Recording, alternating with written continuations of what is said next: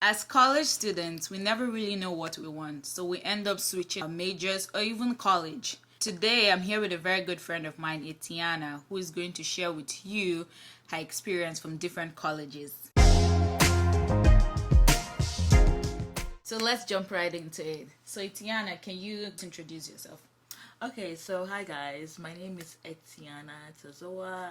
I went to Lit English High School and transferred to UMASS Boston. I went there for about a year for my freshman year, and from there I transferred to North Shore Community College for 1 year where I met this lovely lady. And actually, no, I knew her back in high school though, but That's when our relationship actually high took off. school I was just like, High school was just like, hi, bye. But in college, North Shore, we got a lot more closer then, and then I went there for about a year, and then from there I transferred to Salem State, did 2 years and graduated. So how was that high school experience for you? When I first came here, kind of had challenges because I was new here and everything, so it was kind of hard for me to make friends in middle school. So once I transitioned into high school, particularly to the high school that I went to, I had the opportunity to meet a lot of people that were kind of from where I come from. You know, I was surprised that I met people that was speaking pidgin English. Like, I could see that I could relate with them on different levels. You were able to find your tribe. I was able find your exactly. tribe, yeah. I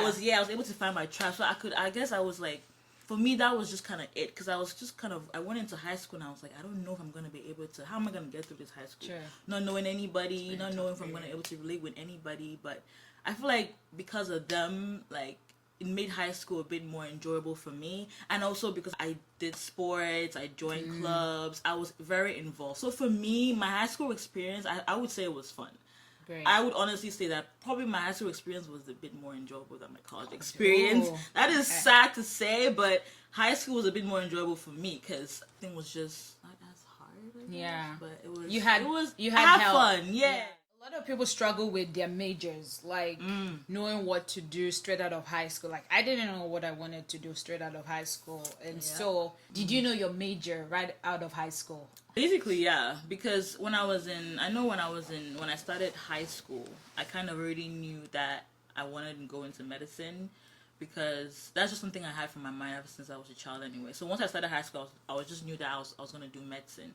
And so by the time I was like graduating, my brother, who did biology also at UMass Boston, he kind of really gave me an idea that, okay, I should major in a biology major, which would also help me like do my prerequisites for med school and everything. So I already basically had an idea once I graduated high school that I was going to do biology. That was my major I declared once I went into UMass Boston. Great. So pretty much you knew you wanted to go into the medicine track, and then your brother was kind of like a mentor for you, because he had gone through that process, and then he was just telling you a path. And that's very important. Because a lot of people go to school and they actually do not know what they want to do, and then honestly advisors do help, but most times you need somebody that has walked that path to mentor you through that same path, you know, and also shield you from the potholes and the mistakes that the person themselves made. So. Yeah, and I feel like that's really what a lot of, like, when a lot of college students go into college,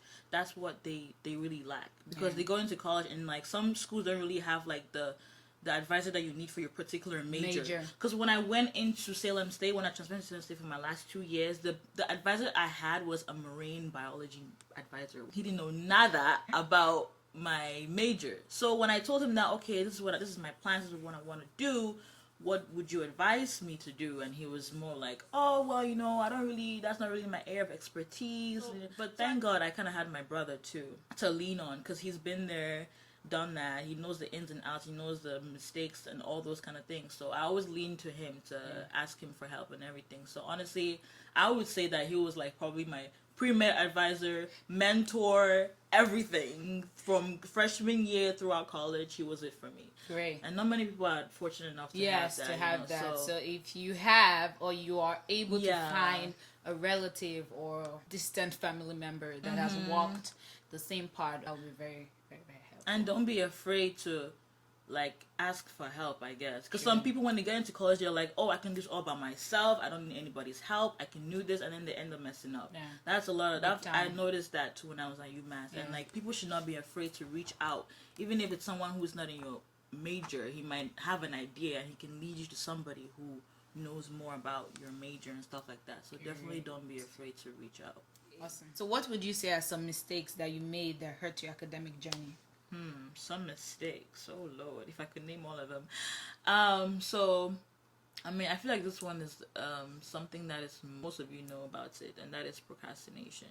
I can't emphasize on that enough, guys, because when I started my college career, I had a lot of college graduates who went through college themselves. I heard from family. I heard from every possible, corner you could hear of, that do not procrastinate. And I feel like that's something that we just tend to push to the side and ignore, or just kind of like, yeah, well, everybody procrastinates or whatever. But in college, trust me, it's different from high school. Because when I was in high school, I could tell you that, I procrastinated, and I still was able to get the job done. Yeah, we didn't need to study for that test. We just go in and we passed the test. Yeah. But college is a whole different ball game. Oh, girl, I'm telling you.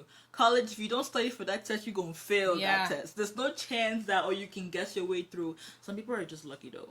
But don't sit there and be like, okay, I'm going to guess my way through and think you're going to pass. No, it's just a whole different ball game right there. So you've actually touched on the 3 colleges you went to in your academic career. So first, straight out of high school, you went to UMass Boston, and then you went to North Shore Community College, and then you went to Salem State University, where you just recently graduated from with your bachelor's in biology. So can you shed light upon how that process of transferring from one college to another was for you, and why you actually did it? The transition, honestly, from UMass to North Shore to Salem State was kind of rigorous. First of all, the reason why I left UMass Boston, I just felt like UMass Boston, I just did not really belong there. You know what I mean? Like, when I went there, I feel like they didn't really have so much focus on students who were trying to do biology or students who were on the pre-med track.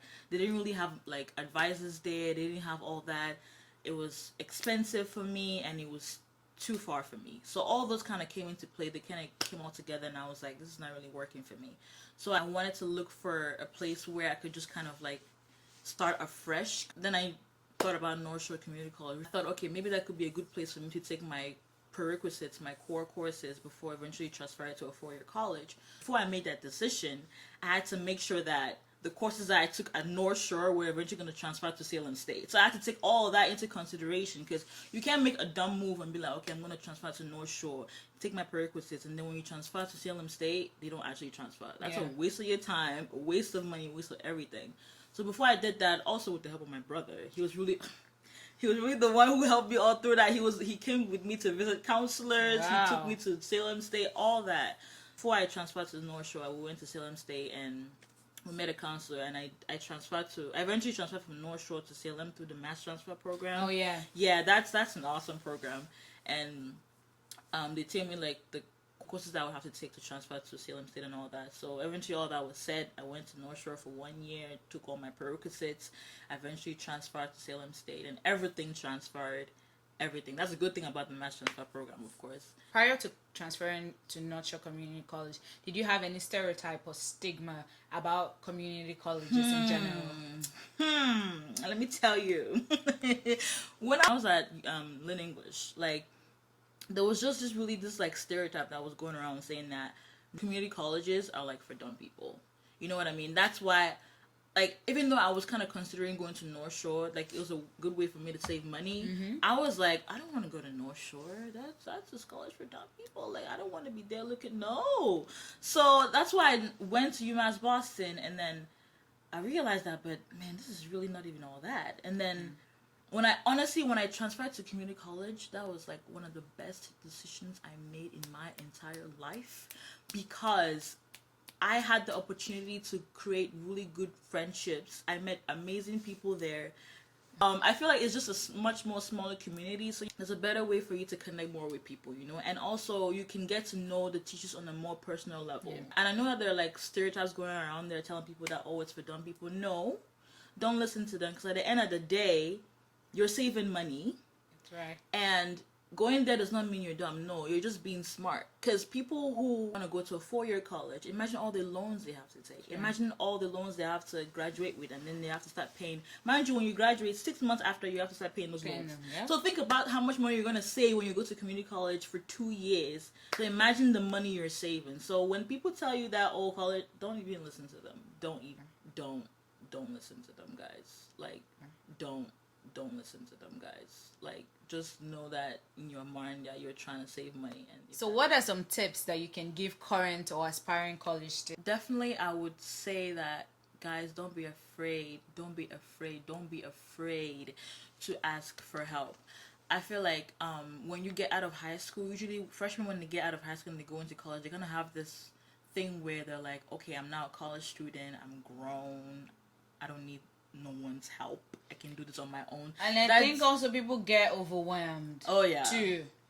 So like you're a freshman all over again. It's a whole different ballgame, and you're trying to figure out what's going on. So definitely ask for help. There's so many resources available to college students on campus. And there's so many people who are trying to help. There are people just sitting there waiting for you to come to them and ask for help. I can't tell you how many people I've met throughout my college career who helped me in finding like different resources that would benefit me eventually throughout my whole college career. So definitely, I would say one of the best things that I did was just reaching out for help, because when you just sit and say you can do this on your own, no, honey, college is not that easy. It's not going to be a breeze as you think. So definitely asking for help, I would say. Yeah. Well, thank you so much, Etienna, for sharing your college journey with us. And don't forget to subscribe for new fun college videos, and follow Etienna on Instagram at Camera Queen for more information on the colleges that we discussed. And I'll see you in my next video. Bye, guys.